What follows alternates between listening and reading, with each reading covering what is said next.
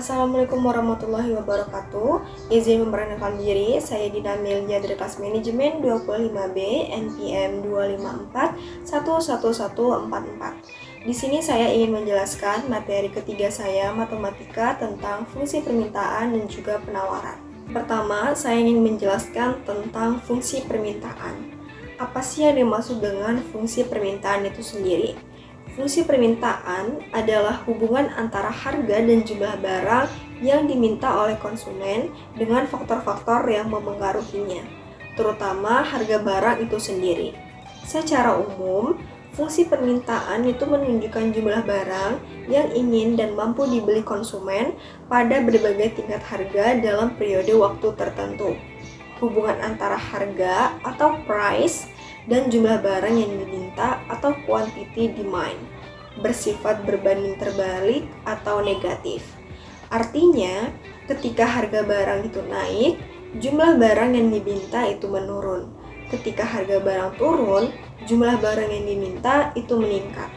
Fenomena ini disebut sebagai hukum permintaan atau yang biasa disebut dengan kata lain law of demand.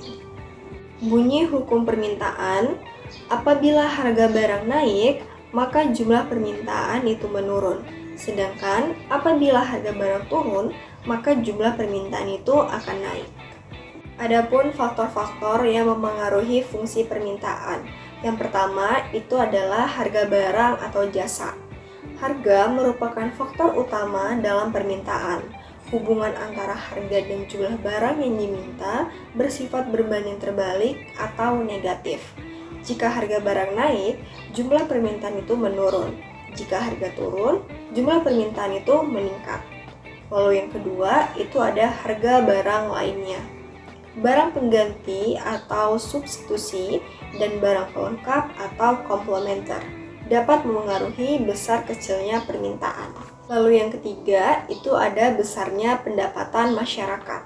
Umumnya, jika pendapatan masyarakat ini meningkat, daya beli juga meningkat, sehingga permintaan terhadap sebagian besar barang atau barang normal akan naik. Sebaliknya, jika pendapatan turun, permintaan itu juga cenderung menurun. Lalu yang keempat, itu ada pendistribusian pendapatan. Pemerataan distribusi pendapatan dapat memengaruhi pola permintaan secara keseluruhan di pasar. Lalu yang kelima, itu ada model kesukaan masyarakat. Perubahan selera atau tren dapat meningkatkan atau menurunkan permintaan secara drastis terhadap suatu barang terlepas dari harganya berapa. Lalu yang keenam, itu ada ramalan tentang keadaan di masa yang akan datang. Jika konsumen memprediksi harga suatu barang akan naik di masa depan, mereka cenderung membeli lebih banyak saat ini atau permintaan itu naik dan sebaliknya. Lalu selanjutnya kita akan bahas tentang jenis-jenis fungsi permintaan.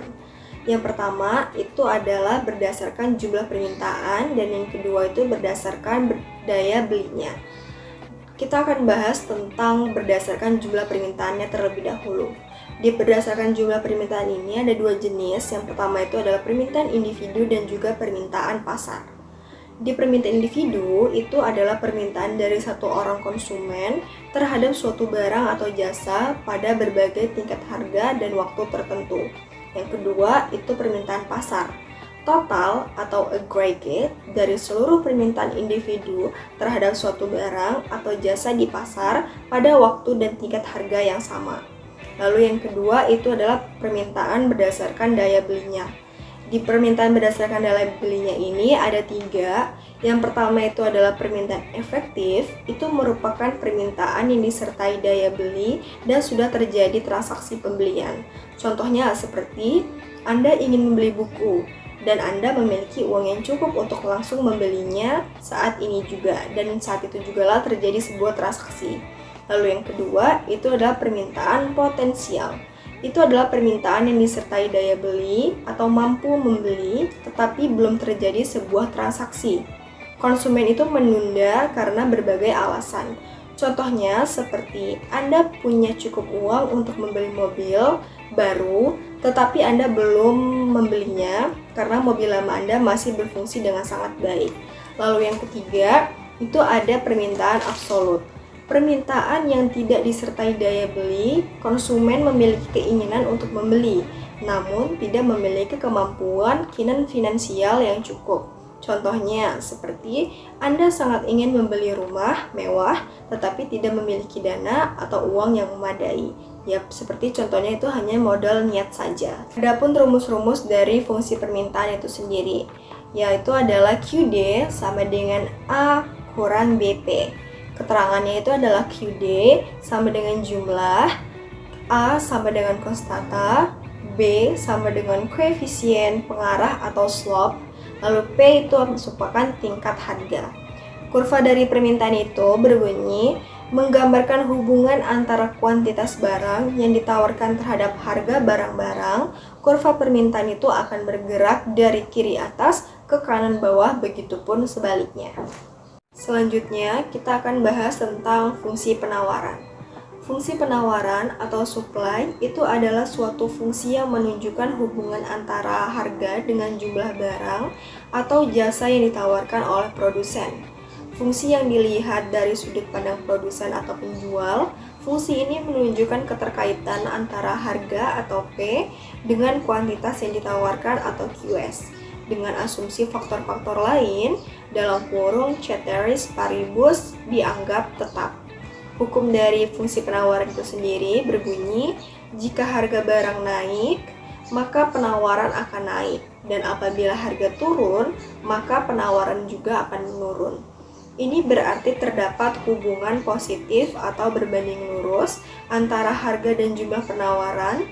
Produsen termotivasi menawarkan lebih banyak barang pada harga yang lebih tinggi untuk memaksimalkan sebuah keuntungan. Adapun faktor-faktor dari fungsi penawaran itu sendiri. Yang pertama, itu ada harga barang. Ini adalah faktor utama yang diatur dalam hukum penawaran. Hubungannya itu adalah positif atau berbanding lurus. Jika harga barang naik, produsen termotivasi untuk menawarkan jumlah barang yang lebih banyak karena potensi keuntungannya yang lebih besar. Yang kedua, itu ada bencana alam dan juga situasi politik.